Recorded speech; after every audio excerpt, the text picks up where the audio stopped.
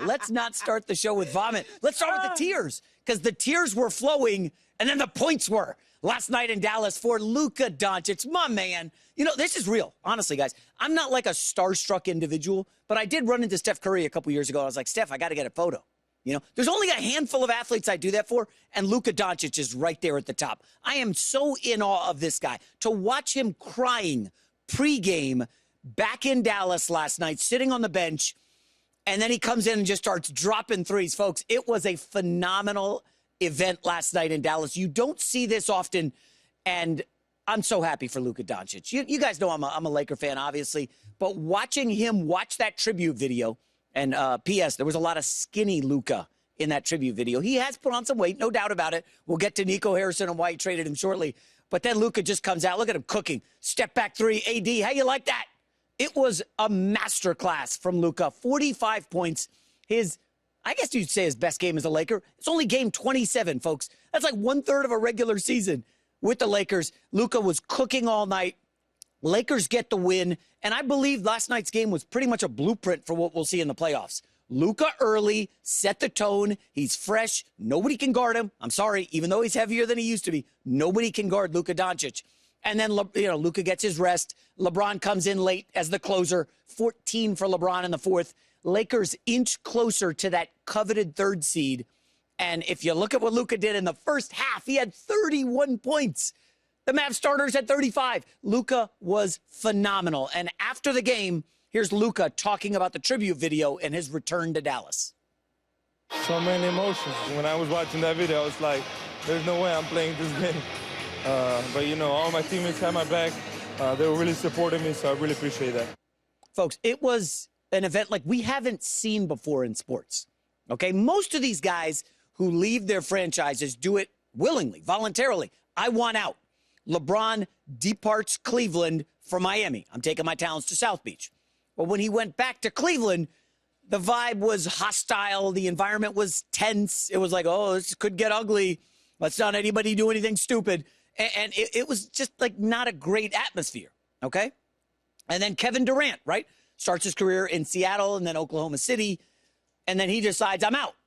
I don't want to be here anymore. And it was a smart move by LeBron to go to Miami. We agree. It was a smart move by Kevin Durant to leave OKC for Golden State. Many of you disagree. I think that was a genius move by Kevin Durant. I totally agree with it. I've defended it for years. But when KD went back to Oklahoma City, he was met with venom, bile, anger, all the cupcake nonsense started by his frenemy, Russell Westbrook. Folks, this is something we haven't seen before. Luka was met with an applause the second he walked into the arena. You saw Lakers Luka jerseys on Mavs fans. It was a crazy setting. And again, I mean, I can't even think of anything across any sport where we've seen this before. And for Luka to thrive in that environment after crying, I will say I loved that J.J. Redick had them give the take foul late in the game with about 90 seconds left, just so they could sub out Luka, and then it was a round of applause, right? The whole arena standing ovation for Luka. He gets to the bench, and LeBron is leading the Luka, like Austin Reaves, LeBron, the whole bench. They're fired up, standing up, and the arena's backing Luka. This is Dallas. It was just a scene. We haven't seen that before. I don't know that we'll see one of those again. And we'll get to why shortly. But I want you to hear J.J. Redick talk about everything that encompassed Luka going home. This is great.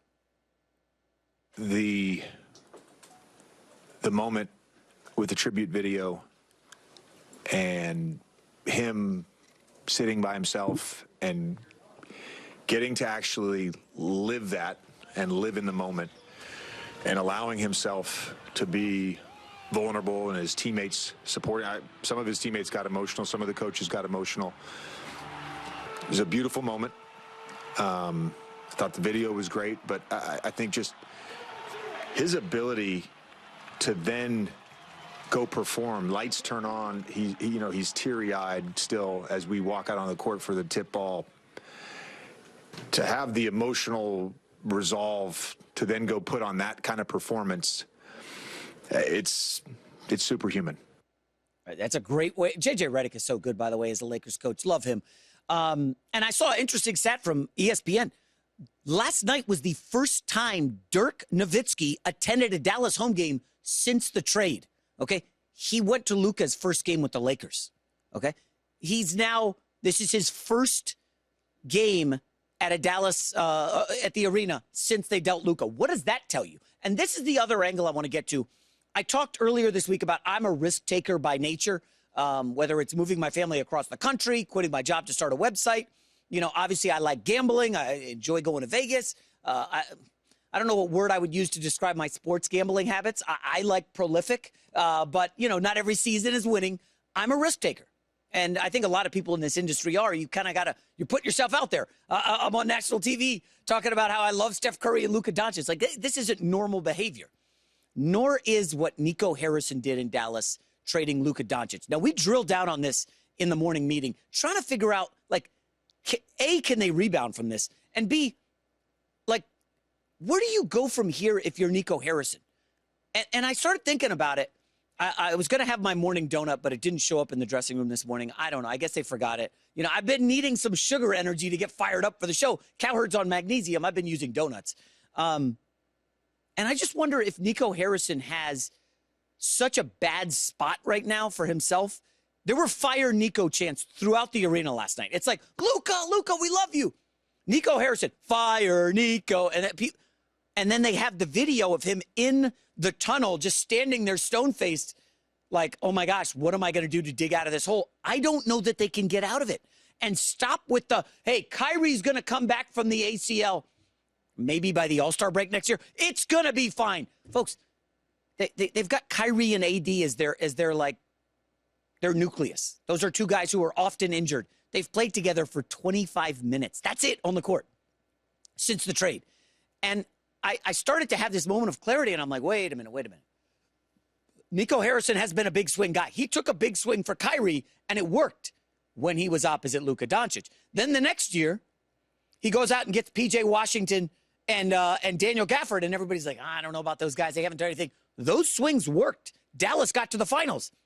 Then he took a swing he didn't need to, shipping Luka to the Lakers. Lakers fans, by the way, haven't been this excited about a star coming to town since Pau Gasol was gifted to them.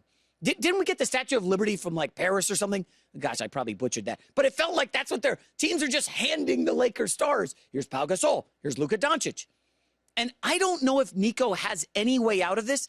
If this morning, I'm sure he's looking at some of the videos. I'm sure he can say, I'm not paying attention. There's a video of Mark Cuban when the fire Nico chants are happening. Fans near Mark Cuban have a camera on him. And Mark Cuban's just like, what has happened since I left this organization as the owner? I mean, he looked like an emperor of Rome who had, like, stepped down. And now Rome's got this new emperor, and it's just not going good at all. I mean, they were in the finals less than a year ago. And I keep coming back to this. When you are a big swing guy by nature, and now your last swing is starting to be compared to the Babe Ruth trade, which is, you know, over the last 100 years and change in sports, considered the worst trade ever. Okay? I think the Red Sox were cursed for like 100 years. You have to sort of wonder, how does he get out of this? And it's not going to just be, oh, Kyrie's coming back. And I started to look at the salary cap and the draft picks. Dallas does have 3 draft picks in the first round this year. They're obviously not going to be great picks, but you start to wonder, who was Kyrie's guy who followed him to Brooklyn? Kevin Durant. And I wonder if Mr. Big Swing, Nico Harrison, hey, man, we got to do something. Do you make a move in this offseason for Kevin Durant?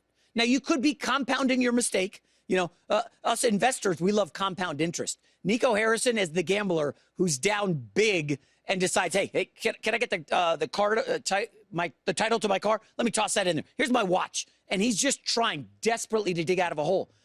I wonder if he makes a big swing here and goes after, say, a Kevin Durant. Hey, KD, you just want to hoop? We got Kyrie, we got AD. Can you come on down? We'll give up everything not bolted down and all the draft picks.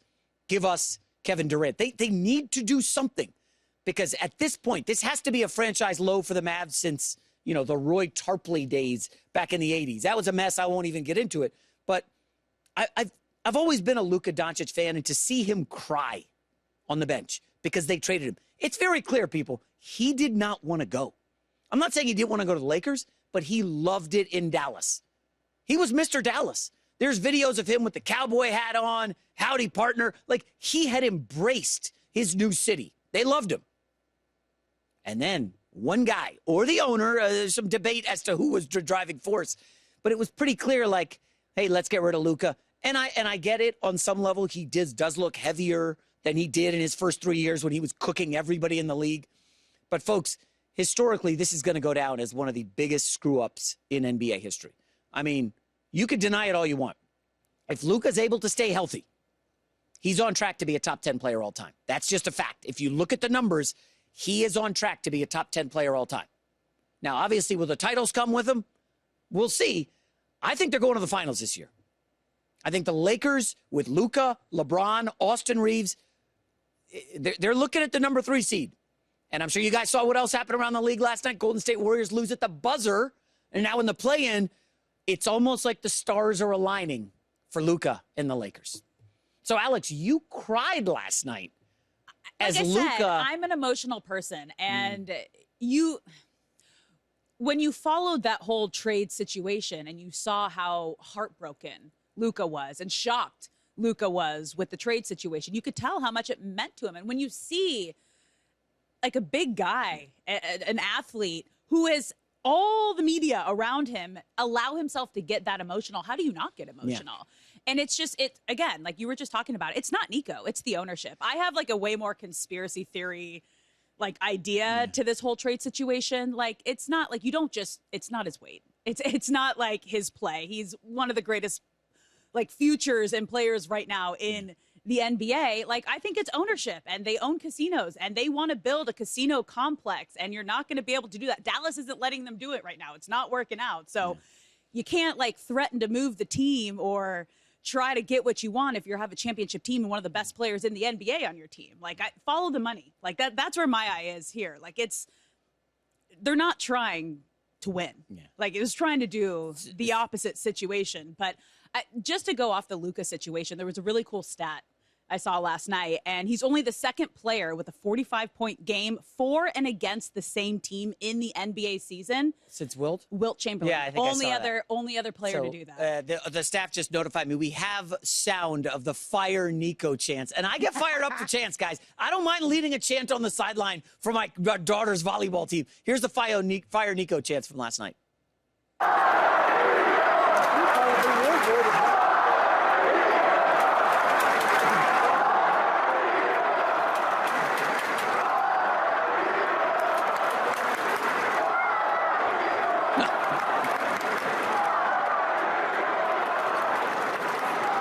Dude, it's insane. Do you know how awkward that is when everyone around you knows, man, I'm standing next to the dude it's not his call. 25,000 people are yelling Fire He's just taking Nico. the blame. He was the one who had to make the call and make the move. But there's some debate over that. It comes from ownership.